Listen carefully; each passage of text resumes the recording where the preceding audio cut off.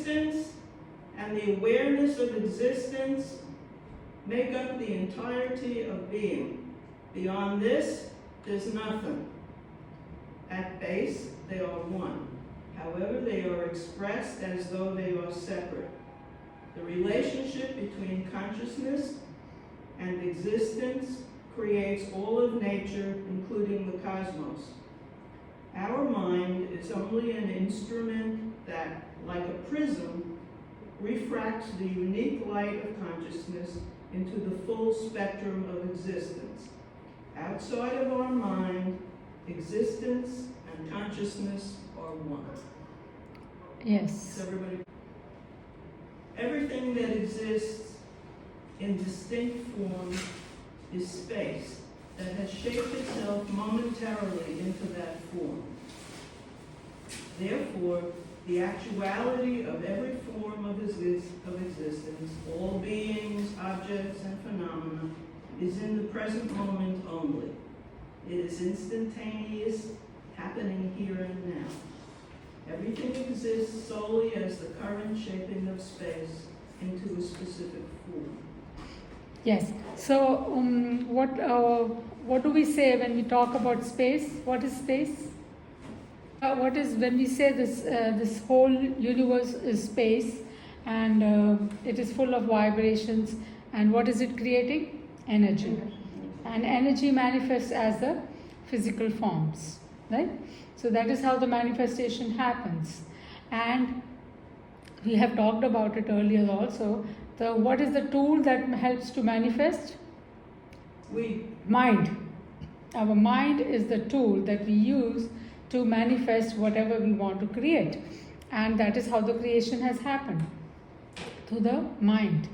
And we can say divine mind or the whole creation, or so it is the thoughts that creates the physical forms. So the physicality is always manifested in the physicality is always manifested by the mind using the energy. And the energy is which is prevalent in the entire cosmos. So when we say that existence and the consciousness is one, then what do you mean by that? What is consciousness? Energy, vibrations. That is what it's referring to.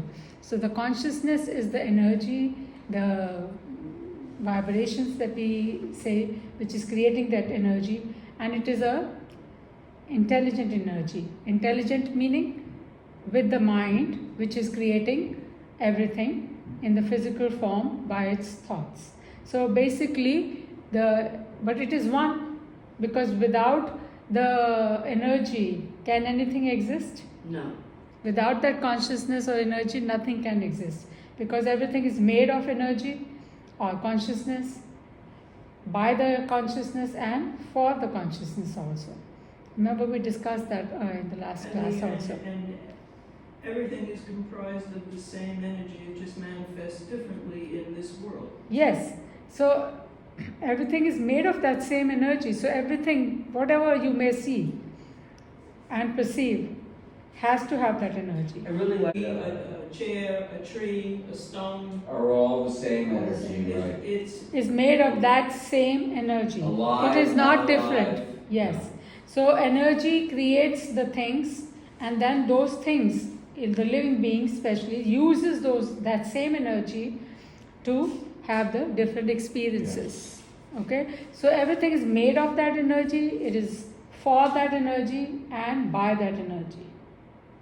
Regarding the term consciousness and even awareness, there's different levels of consciousness. So we here in this room have a certain type of consciousness, but we're here on the earth to elevate the quality of our consciousness so we come closer to the divine consciousness. Is that correct? There is only one consciousness. There is no levels of consciousness. It's the level of your mind that is different. So mind is either full of negativity, or is half negative, half positive, or fully positive. So the consciousness is only energy. It is only one. But the mind, which uses the consciousness to create something new or create something out of it in physical form, is different. That is why we have you different from her and her different from him. And also in the physical form also, if you're talking about just the chairs, there are so many kinds of chairs, different forms of chairs. And why is that? Because everybody, a different mind created a different chair. So, Or maybe one mind only but created different chairs. So it is the mind which is different, not the consciousness, because there's only one energy. well, the consciousness in a human being, as let's say, compared to the consciousness of an earthworm, we are the only life form on this planet that can. So the mind that of the can do earthworm, something with yes, our- I understand your The other point. animals are Yes. limited by their form on this planet. Yes. We're the only ones who have access to being able to manipulate, I don't know what the right No. word Yes, so it is on the state of the level of the mind. So the mind in the earthworms and other animals are very limited. It's not so evolved. But as we grow up, as we expand in our species, and as we evolve up to the human beings, our minds are evolved fully. And as a result, we have the capacity to know ourselves fully as a consciousness also. And- Whereas the animals and the other species, they do not have the mind as evolved as us. So it is the mind which is evolved, and that is according to its capacity, it is using the energy to create whatever it wants.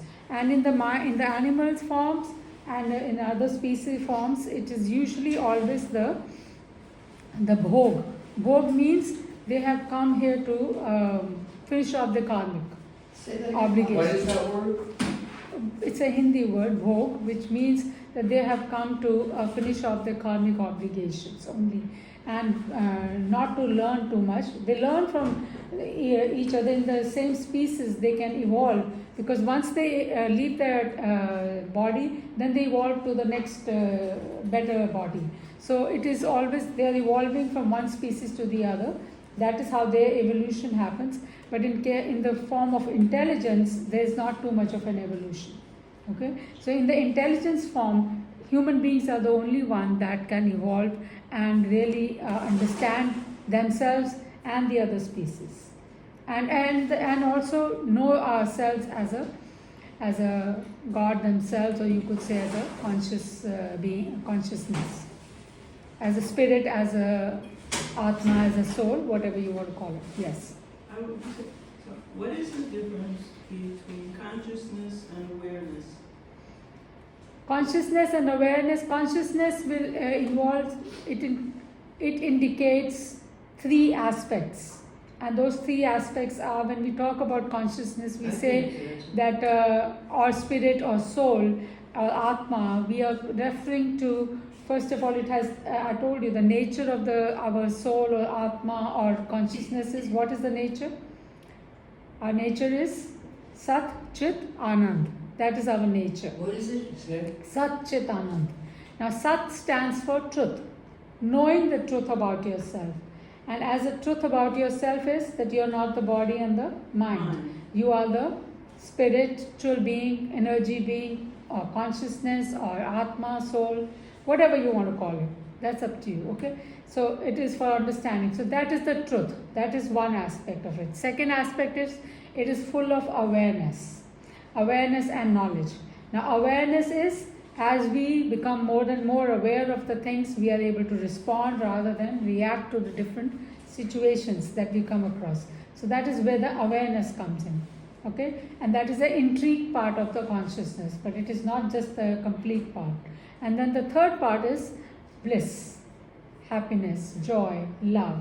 This is also nature, our nature. And that is why we are always seeking that. Whenever we do anything, or any kind of experiences that we want to experience, we want to create those experiences just to seek happiness, joy, love among us and among others also. So that is our aim, and that is our nature also. So awareness, when we talk about awareness, that is just being more, you could say, open, more at present, in now situation. Okay, so that is that. But when we talk about consciousness, then that means it's the part and parcel of three aspects of our nature. Does awareness have to do with the level of attention that you pay Yes. and to any given moment? Yes. So, Now moment, for example, the level of when attention, you eat- said it right. So that is why we call awareness as a knowledge too, that you are doing something consciously or with knowledge. And when we are doing it unknowingly without any knowledge, and we are just, as she said, gulping down the meal or whatever without even awareness, then that is in ignorance. About our physical beings, we don't pay any attention to them, as they say, unless something hurts. So their awareness is towards what they have to do. So awareness is acknowledging. So you Acknowledgement of the whatever is happening. So- And if they are acknowledging what they have to do, then their awareness is on that, is listed to that. But awareness is there. So Madhu, did you just say, so if we're not aware, if you're aware of savoring your food, making sure that you chew your food carefully, and then we're aware. But if there's no awareness and we're just gobbling it down, you think that's ignorance? Yes, it is ignorance. Why? Because it is going to also affect your body in that manner. Also, when we are eating without awareness, then you are probably eating too much. We're not Because appreciating. it takes 15 minutes for your stomach. Basically, it takes 15 minutes for your stomach to understand and realize that it's full. Yes. And in that 15 minutes, you can gulp down as much, or you can eat slowly with awareness and enjoy every piece of food. Yes. And eat less. Yes. And even if you eat less, you after 15 minutes, your stomach will tell you you're full. Yes. You don't need any more food. So even if you ate half of what you usually eat, it's still going to tell you you're full. Yes. So that is how you control your appetite and your meals, what you're gulping down, because that will affect your health ultimately. Yes. And generally, if you offer that food to the universe, like to the God, if you worship any God figure, and even if you don't, if you just thank the universe for the food that you're eating, that becomes a prasad. Prasad is the food which is offered to the universe or to the God, to the deity first, and then eaten as a leftover or as an offering back from the God to you. And when that happens, that brings positive results in your own diet, in your stomach, in your well-being. Basically, that food becomes a healthy food. It will digest in a different form also, in a healthy form, and you will see that it will create health rather than the disease in your body. Because all the diseases are created by the food. Yes, and your thoughts. Yes. Consciousness, I told you, is a word that we use to describe ourselves. It's a substitute word that we use for the Atma, soul, spirit, energy being, and consciousness. So consciousness is basically the energy that is vibrating in the whole universe, that one energy that we always talk about. And it does include three aspects, which is Satchitanand. That is the nature of the consciousness that we are talking about. So we also said that God is also consciousness, right? So the nature of the God itself is also Satchitanand, which I explained earlier. Say it again. What does it mean now? Satchitanand. I explained it, right? Say it Truth. again. Say it again. She wants to explain. It's a Hindi word. It's a Sanskrit word actually, and the meaning of that I explained it to you. And the meaning of that is the truth, awareness, knowledge, and bliss, happiness, joy, love. Okay, so that is the form, because once you expand yourself into that awareness and into that, you expand your awareness, then you will be in touch of the bliss within you and also see the truth about you. Now we have often, I often tell you guys that you are the consciousness or spirit or soul, right? And that is you can always question, oh, that's another belief system that we have to create, that we are the soul, spirit, rather than the body and the mind. Right? I have said that, haven't it? So it is just another belief system that you are creating because it has not come into your experience, has it? Has it come into anybody's experience? No. Yes, I How? have. How? I'm the beginning. How? I don't know how. I sense that something is happening that has Yes. nothing to do with me. I sense something bigger. I don't know how to put it in. Okay, so you sense it, but it has not come into the experience, right? So the experience is when we go through something and understand it, and without any doubt. So right now you are starting to sense it, but you are not sure. You could be wrong, and you are thinking it's the same thing that what Madhu is explaining it to me. But experience means 100% surety. 100% sure. So what I was trying to tell you guys was that maybe few of us may have had a little bit of experience out of the body experience, but most of us haven't, right? So for those people, it's just another belief system. Like we say, believe that, have faith that there is God, right? So that is based on the faith system, belief system, and there could be. So all this is basically when I say that you are a spiritual being, that is another belief to create for yourself. Because now I am telling you, you are not the body and the mind which you see yourself, you perceive yourself as body and the mind. But I am telling you, no, you are not that.